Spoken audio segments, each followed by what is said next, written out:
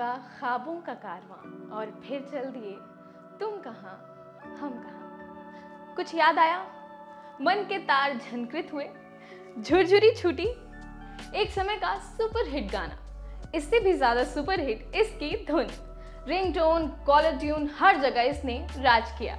जैसे राज किया सिने प्रेमियों के दिलों पर बॉलीवुड के राजा किंग शाहरुख खान ने, ठीक ऐसे ही साल 2004 ने उनके करियर की कुंडली पर राज किया। 4 में से 3 फिल्में सुपरहिट, तीनों के लिए फिल्म फेयर नॉमिनेशन, मैं हूं ना, स्वदेश और वीर ज़ारा। अगर लिमिटेशन ना होती तो शायद एक ही साल में बेस्ट एक्टर के 2 अवार्ड मिलते। इंडस्ट्री में जलवा तो काटा है गुरु शाहरुख खान ने। जब वो बाहें फैलाता है तो पूरा देश उसमें समा जाता है। अब इतना फैला फैली हो ही गई है मालिक, तो थोड़ा और फैल लेते हैं। नमस्कार, मेरा नाम है मेघना और चलिए आज आपको किस्सा सुनाते हैं शाहरुख खान की फिल्म वीर ज़ारा का। तो चलिए लिए चलते हैं आपको साल 1997 में। यश चोपड़ा ने शाहरुख के साथ एक फिल्म बनाई, दिल तो पागल है। फिल्म को नेशनल अवार्ड मिला। फिर 7 साल तक वो डायरेक्टर की कुर्सी पर नहीं बैठे, सिर्फ इस खोज में कि कोई स्क्रिप्ट मिले जिसके साथ वो न्याय कर सके और जो उनके साथ न्याय कर सके। स्क्रिप्ट मिली, फाइनल भी हो गई, प्री प्रोडक्शन शुरू हो गया, कास्टिंग होने लगी। उसी समय फ्रेम में एंट्री होती है उनके बेटे आदित्य चोपड़ा की, जो एक स्क्रिप्ट लिख रहे थे। अभी लिखे थे सिर्फ 2 सीन। वो यश साहब से बोले, मैंने 2 सीन्स लिखे हैं, आपको अच्छे लगे तो आगे काम शुरू करो। आदित्य ने दोनों सीन नरेट किए, रोमांटिक सॉन्ग, बुलेट की आवाज और बूढ़े शाहरुख का क्लोजअप। यश चोपड़ा मान गए। उनके फिल्म करने का एक प्रमुख कारण ये भी था कि वो शाहरुख को उम्रदराज रोल में देखना चाहते थे। 2 सीन्स की लुगरी लगाकर आदित्य 10 सीन लिखकर चोपड़ा के पास वापस लौटे। दोबारा स्क्रिप्ट सुनाई, उन्हें स्क्रिप्ट इतनी भा गई कि पुराना प्रोजेक्ट छोड़कर सीधे नए प्रोजेक्ट में जंप कट। उन्होंने आदित्य से कहा होगा, बेटा अब तुम पीछे बैठो, अब गाड़ी तुम्हारा बाप चलाएगा, और निकल पड़े पंजाबी रंग ढंग की फिल्म बनाने। फिल्म का नाम था वीर ज़ारा। लाहौर से भारत आए चोपड़ा साहब कहते हैं, ये फिल्म पंजाब में मेरे घर और सरहद के दोनों तरफ की वननेस को एक हम्बल ट्रिब्यूट है। चोपड़ा ने मूवी के लिए कई पाकिस्तानी शादियों के वीडियोस देखे, कैम्ब्रिज यूनिवर्सिटी की प्रोफेसर से पाकिस्तानी कल्चर, कोट और डायलेक्ट पर सजेशन लिए, तब जाकर फिल्म शुरू की। फिल्म के नाम पर भी बहुत माथापच्ची हुई। नाम रखा गया शहीद ए इश्क, पर चोपड़ा को जमा नहीं, नाम बदल दिया। अब नाम रखा ये कहां आ गए हम, जो साल 1981 में आई उनकी फिल्म सिलसिले के गाने से लिया गया था।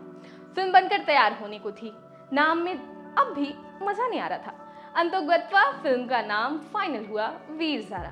बाद में ये कहां आ गए हमको इसी फिल्म के एक गाने में ट्विस्ट करके जावेद अख्तर ने इस्तेमाल किया। लहराती हुई राहें, खोले हुए है बाहें, ये हम आ गए हैं कहां। जब फिल्म का शूट हो रहा था तो यश को इस बात का अंदाजा नहीं था कि वो क्या बना रहे हैं। वो कहते हैं, इस फिल्म के परफॉर्मेंस में सबसे बड़ी बात यह है कि शूटिंग के दौरान मुझे आभास ही नहीं था कि इतना अच्छा काम हो रहा है। फिल्म का शूट खत्म हुआ, अब मूवी एडिट टेबल पर पहुंची। चोपड़ा ने उस समय फिल्म में शाहरुख के सीन्स देखे और दंग रह गए। उन्होंने शाहरुख को तुरंत फोन घुमाया, जो कि उस समय अपने शोज के चलते वर्ल्ड टूर पर थे। यश ने फोन पर सिर्फ एक लाइन कही और उसके आगे कुछ नहीं कहा, और वो लाइन थी, Shahrukh you are the best. वो शाहरुख के सीन्स देखते जाते और रोते जाते। करण जौहर को दिए एक इंटरव्यू में उन्होंने कहा था, शाहरुख इसलिए बेस्ट हैं क्योंकि मैं, जिसने वो फिल्म डायरेक्ट की है, पूरे शूट पर रहा था और फिल्म में शाहरुख की परफॉर्मेंस देखकर मेरे आंसू नहीं रुक रहे थे। एक इंटरेस्टिंग फैक्ट बताते हैं, फिल्म में शाहरुख खान का कॉस्ट्यूम किसी प्रोफेशनल ने नहीं, बल्कि जिन करण जौहर को यश चोपड़ा ने इंटरव्यू दिया था, उन्होंने डिजाइन किया था। इस फिल्म के लिए कई कलाकार पहली पसंद नहीं थे। जैसे सबसे पहले ज़ारा के लिए यश साहब ने अप्रोच किया काजोल को। काजोल ने रोल करने से मना कर दिया। तब रोल पहुंचा प्रीति जिंटा के पास। प्रीति ने बिना सोचे समझे हाँ कर दी। करती भी क्यों ना, द यश चोपड़ा के साथ काम करने का मौका जब मिल रहा था। इसके लिए उन्होंने उर्दू सीखी, पंजाबी डिक्शन पर काम किया। फिर भी आखिर तक वो रोल को लेकर आश्वस्त नहीं थी। चोपड़ा ने अश्योरेंस दी, तब जाकर बात बनी। रानी मुखर्जी का निभाया रोल सामिया सिद्दीकी इंस्पायर्ड था पाकिस्तानी एक्टिविस्ट लॉयर आसमा जहांगीर से। ये रोल पहले ऐश्वर्या कर रही थी। उसी दौरान उनका सलमान से ब्रेकअप हो गया। कहते हैं शाहरुख ने सलमान और ऐश्वर्या के बीच अपनी दोस्ती को चुना और ऐश्वर्या फिल्म से आउट हुई। इसी दौरान ऐश्वर्या को चलते चलते फिल्म भी छोड़नी पड़ी। वो तो कहती हैं कि उन्हें उस समय करीब 5 फिल्मों से निकाला गया था।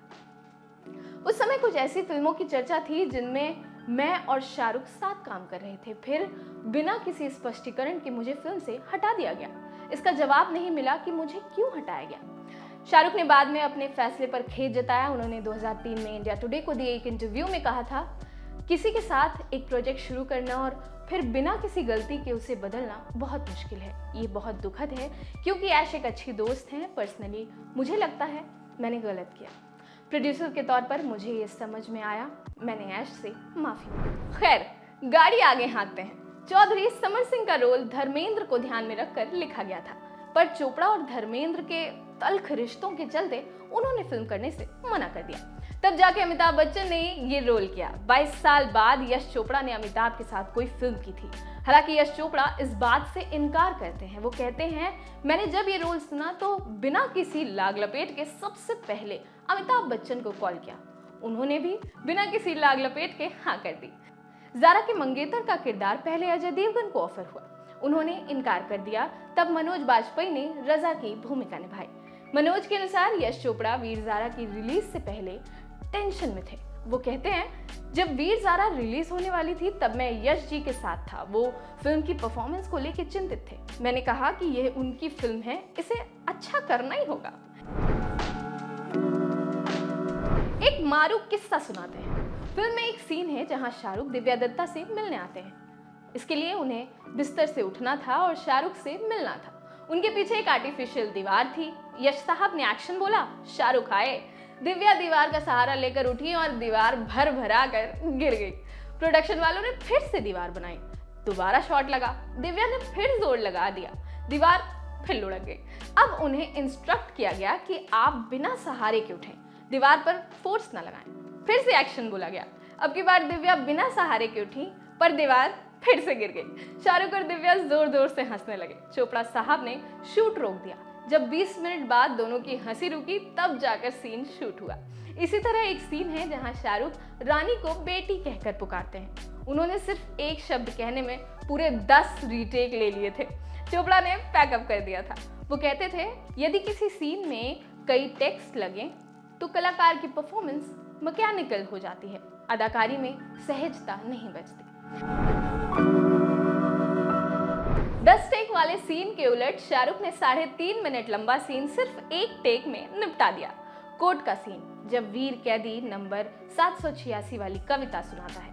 एक टेक में सीन फाइनल। इस सीन पर सिनेमेटोग्राफर अनिल मेहता कहते हैं, मुझे वीर ज़ारा में अदालत में उनके द्वारा पढ़ी गई कविता का दृश्य याद है। उन्होंने बस चंद मिनटों में शायद 5 या 10 मिनट के लिए उस कविता को पढ़ा और फिर जब वो सेट पर आए तो मानो पूरी कविता उनके दिमाग में छप चुकी थी। उन्होंने हमारे लिए 1 से ज़्यादा बार सीन कंटिन्यूअस टेक दिया और सच कहूँ तो एक बार भी उनके इमोशन में कोई कमी नहीं आई। किसी भी एक्टर के लिए इस लेवल का कंट्रोल और अपनी परफॉर्मेंस में इतनी बारीकी देखकर मुझे बड़ा ताज्जुब हुआ था। इस सीन की भी एक कहानी है। आदित्य चोपड़ा ने सब कुछ लिख लिया था सिवाय क्लाइमैक्स के। यश चोपड़ा आदित्य से पूछते थे, तुम आखिर सीन कब लिख रहे हो, इसमें स्पीच होनी चाहिए। आदित्य कहते, लिख रहा हूँ डैड। क्लाइमैक्स शूट होने से एक रात पहले आदित्य यश साहब से आकर कहते हैं, डैड मैं स्पीच नहीं लिख रहा, एक कविता लिख रहा हूँ। यही वो कविता थी जिसे शूट से एक रात पहले आदित्य ने लिखा था और शाहरुख ने एक टेक में निपटा दिया। समय की कमी के कारण जेल वाले सारे सीन शाहरुख ने एक ही दिन में कर डाले थे। 1 से 2 टेक और सीन फाइनल। फिल्म के मेजर पार्ट को मुंबई में शूट किया गया, कुछ पार्ट पंजाब में शूट हुआ और एक हिस्सा शूट हुआ पाकिस्तान में। कोर्ट वाले सारे सीन पाकिस्तानी लॉ कोर्ट में ही शूट किए थे। जब फिल्म बनकर तैयार हो गई, रिलीज भी हो गई, तब यश चोपड़ा ने कहा था, इस फिल्म का कोई असली हीरो है तो वो है आदित्य चोपड़ा। यश चोपड़ा को पर्दे पर पुराने दिन, नॉस्टैल्जिक मोमेंट्स क्रिएट करने थे, इसलिए डीओपी अनिल मेहता ने फिल्म को गोल्डन ओल्ड डेज और नॉस्टैल्जिक फील देने के लिए सेपिया टिंट का इस्तेमाल किया। ये वही अनिल मेहता हैं जिन्होंने लगान और अंग्रेजी मीडियम सरीखी फिल्मों में सिनेमेटोग्राफी की। इस फिल्म के बाद बॉलीवुड की कई मूवीज में इनकी सिनेमेटोग्राफी टेक्निक का इस्तेमाल किया गया। जहां भी नॉस्टैल्जिक फील देना होता या पुराने दिन दिखाने होते, सेपिया टिंट का इस्तेमाल किया जाता। अनिल मेहता इस फिल्म के बारे में कहते हैं, आप तो जानते ही हैं कि वीर ज़ारा एक अव्वल दर्जे की क्लासिक लव स्टोरी थी जिसके लैंग्वेज और स्पीच की कोई तुलना नहीं है, और यही बात इसे बेमिसाल फिल्म बनाती है। फिल्म का संगीत बहुत ज्यादा पसंद किया गया। पसंद भी क्यों ना किया जाता, फिल्म में संगीत था दी मदन मोहन का। अब आप कहेंगे उनका तो 1975 में निधन हो गया, उन्होंने इस फिल्म में संगीत कैसे दिया? तो इसके पीछे भी एक किस्सा है। चोपड़ा साहब फिल्म के लिए म्यूजिक खोज रहे थे। वो चाहते थे फिल्म का संगीत पुरानी रंगत लिए हो। यश चोपड़ा अब तक कई निर्देशकों से मिल चुके थे, कई धुनें सुन चुके थे, उन्हें कुछ पसंद नहीं आ रहा था। ऐसे में संगीतकार मदन मोहन के बेटे और यश फिल्म्स के पूर्व सीईओ संजीव कोहली ने उन्हें एक पेशकश की। उनके पास मदन मोहन की करीब 100 धुनें थी। उन्होंने यश चोपड़ा को सुनाई। 25 धुनें सिलेक्ट हुई। इनमें से 11 धुनों को फिल्म में इस्तेमाल किया गया और बेहतरीन गाने बनाए गए। जब फिल्म के गाने रिकॉर्ड करने के लिए लता मंगेशकर स्टूडियो आई, उनकी आंखों में आंसू थे। उन्होंने यश चोपड़ा से कहा, मदन मोहन मेरे भाई जैसे थे, आप भी मेरे भाई जैसे हैं। मुझे लग रहा है मैं पुराने दिनों में लौट गई हूँ। वो मदन मोहन को याद करती हुई कहती हैं, मदन भैया, हम सब ने कोशिश की है कि आप जो धुनें छोड़ गए थे उन्हें रिकॉर्ड करें और आपकी यादें ताज़ा करें। इनमें से तो कई धुनें मैंने आपके सामने बैठकर सुनी हैं जो आज आपके जाने के 30 साल बाद गा रही हूँ। जब लता मंगेशकर को तेरे लिए गाने की धुन सुनाई गई तो वो रोने लगी और लगातार 1 घंटे तक रोती रही। यश ने रिकॉर्डिंग कैंसिल करके उनसे अगले दिन आने को कहा। लता जी ने मना कर दिया। उन्होंने कहा, मैं आज ही गाऊंगी क्योंकि कल गुरुवार है, मैं गुरुवार को खाना नहीं खाती और गाना भी नहीं गाती।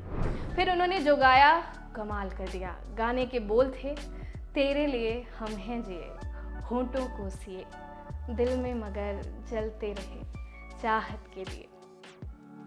इस फिल्म में काम करने को लेकर उदित नारायण ने कहा था, मैं बहुत ही खुश हूँ कि आज ऐसे लेजेंड कंपोजर मदन मोहन साहब की धुन पर मुझे गाने का मौका मिला। मैं खुशी से फूले नहीं समा रहा हूँ।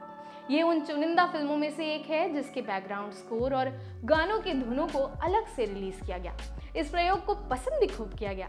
इसके गाने मैं यहाँ हूँ, यहाँ हूँ, यहाँ हूँ का एक सेगमेंट मेरा लॉन्ग गवाचा सॉन्ग से मेल खाता है, जिसे 1993 में बाली सागू ने अपने एल्बम स्टोरी क्रेजी में रीमिक्स किया था। इसी तरह ऐसा देश है मेरा सॉन्ग में ये देश है वीर जवानों का जो नया दौर फिल्म का गाना है, उसके एक सेगमेंट का इस्तेमाल किया गया। वीर ज़ारा ने पाक भारत संबंधों में भी सकारात्मक भूमिका निभाई। फिल्म का असर सरहद के दोनों तरफ ऐसा हुआ कि सालों से चली आ रही अमृतसर लाहौर बस सेवा की मांग मान ली गई। मूवी रिलीज से 1 साल बाद यानी 2005 में बस ट्रायल शुरू हुआ और 2006 में बस सर्विस शुरू कर दी गई। तो इसी हैप्पी नोट पर एंड करते हैं आज का एक किस्सा। आपके लिए किस्सा लिखा था हमारे साथी अनुभव ने। मैं हूँ मेघना। देखते रहिए लल्लन टॉप सिनेमा। शुक्रिया।